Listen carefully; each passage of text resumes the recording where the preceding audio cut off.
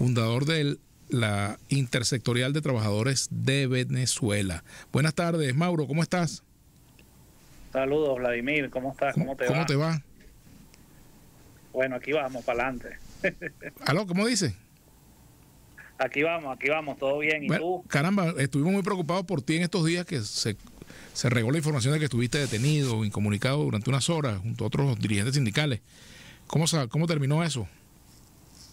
Sí, vale. Bueno, Vladimir, lamentable. Primero lo vimos como un chequeo de rutina en la alcabala de Paramacal, en el estado Táchira.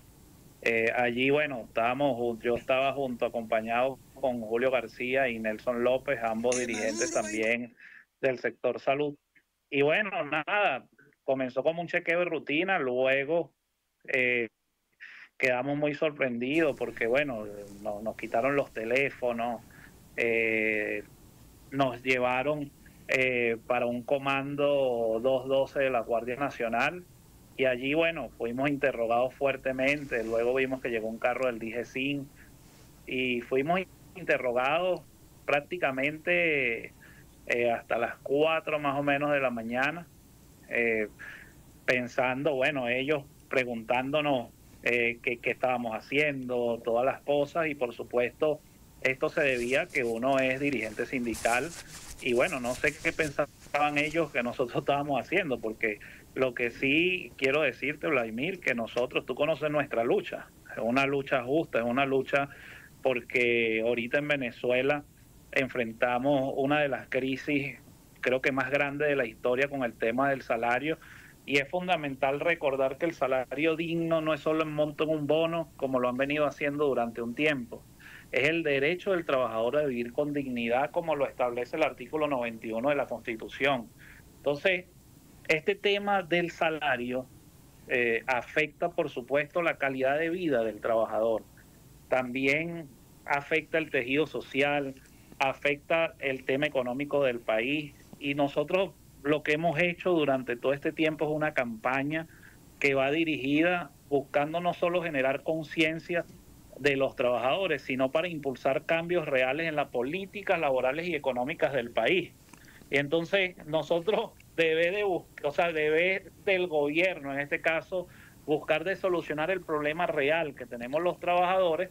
Bueno, lo que buscan es amedrentar, perseguir, y por supuesto este tipo de prácticas van contra la libertad sindical, va contra el derecho a nosotros poder ejercer nuestro sindicalismo libre, además, porque parte de lo que sucede es, Vladimir, que bueno, este tema no solo me afectó a mí, o sea, es un tema que afectó mucho a mi familia, Sí. por supuesto a mi esposa, a mi papá, Uh-huh. que tú sabes la situación, y es lamentable, ¿no?, que se tome este tipo de actitudes y además el trato que hizo en este caso la Guardia Nacional.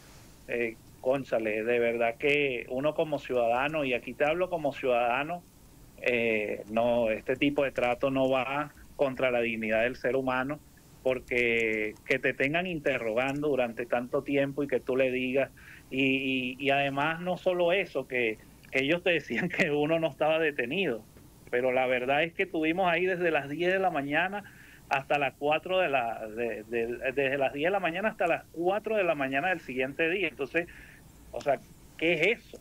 Si eso no es una detención. Entonces, son cosas que bueno, que No nosotros... estás detenido, pero no te podías ir. Exactamente. Entonces, son cosas que pasan y que la pasamos los dirigentes, y que yo estaba en un tema muy personal y que bueno, lamentablemente esto ocurre en el país no solo conmigo, pasó con el dirigente Víctor Venegas hace poco también, que bueno, él estuvo detenido por mucho más tiempo, y es por el tema de que nosotros no vamos a dejar de luchar por el trabajo, Vladimir, y es porque también, o sea, incluso nuestra lucha también no solo va por el tema del salario, es también por fortalecer la democracia, el derecho de cada ciudadano de expresarse a través del voto. Porque lo que sí yo veo, Vladimir, es que es fundamental construir un futuro, cónchale, distinto, o sea, que sea valorado y recompensado justamente los trabajadores. O sea, y nuestra lucha, como tú bien sabes, es totalmente pacífica. O sea, nosotros estamos impulsando incluso que los trabajadores participen activamente el 28 de julio y que allí expresen también su molestia, porque nosotros no hemos visto cambios. Hemos hecho campaña, hemos hecho marchas, hemos hecho incluso paralizaciones fragmentadas para llamar la atención, y lo que hemos recibido es 2 años con el salario congelado. Entonces, tiene que haber un cambio en la política. No puede ser que nosotros lo que estamos reclamando como dirigentes sindicales, lo que quieran es amedrentar a uno, porque bueno, uno hace el activismo social, reclama, es al revés, lo que tienen que buscar soluciones al problema. O sea, tú vas a un hospital, Vladimir, en este momento, ahí estaba en el Algodonal, por ejemplo, que debo de comentarte esto, en una asamblea de trabajadores, y los trabajadores no tienen ni para el pasaje. O sea, son cosas que están sucediendo, pero además tú ves el centro y el centro está totalmente deteriorado, hace falta absolutamente todo, insumos, las camareras limpian con agua porque no tienen cloro, las enfermeras no tienen cómo atender al paciente porque no tienen los insumos para prestar el servicio. Entonces, ese derecho que está en la Constitución, a nosotros como dirigentes, por supuesto que tenemos que ejercer nuestro derecho a la protesta, y eso es lo que vamos a seguir haciendo. Incluso este miércoles vamos a hacer una asamblea con todo lo que la semana que viene, porque además, cuéntame. El miércoles de la semana que viene.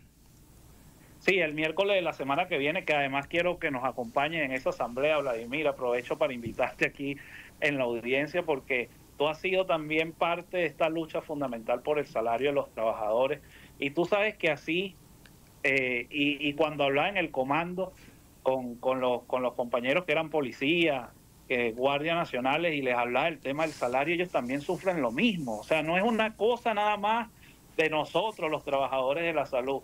Aquí el policía también gana un salario que no le da para sostener a su familia. Es decir, todos estamos viviendo una situación que en Venezuela no hay salario, porque el 95% del ingreso está bonificado en el sector público y el 99% del ingreso está bonificado en el sector privado. O sea, es una política que han implementado en los dos sectores, y bueno, nosotros por supuesto vamos a seguir impulsando no solo la lucha del salario, sino una lucha pacífica que vaya dirigida a que los trabajadores, a través del voto este 28 de julio, puedan participar. ¿Qué les solicitan ustedes como dirigentes sindicales, Mauro, a los candidatos en materia salarial y socioeconómica? ¿Cuál es la solicitud fundamental que le hacen ustedes a los distintos candidatos? A Maduro, a González Urrutia, de ahí hacia abajo, mira, Benjamín Rauseo, Luis Eduardo Martínez, etcétera, bueno, Carri.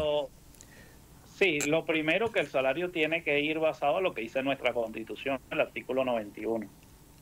Tiene que comenzar, por supuesto, una recuperación del salario, pero es que no se ve, y te lo digo, yo en este caso con el presidente Maduro, se le ha dicho muchas veces, Vladimir, él sabe la situación. Es que yo no entiendo cómo un dirigente sindical, que él sabe las grandes luchas que se hicieron con el tema de los contratos colectivos, con el tema de toda de luchar contra que se bonifique el salario, hoy la está implementando. Entonces tiene que cesar la bonificación como principio, comenzar la recuperación del salario, y un proceso bastante fuerte en eso, donde, mira, por lo menos el artículo 91 habla, por lo menos la canasta alimentaria está en $500. Mucha gente dirá, bueno, pero que eso es demasiado, otros dirán que es poco, pero lo cierto es que eso es lo que dice nuestra Constitución, debería de partir de ahí.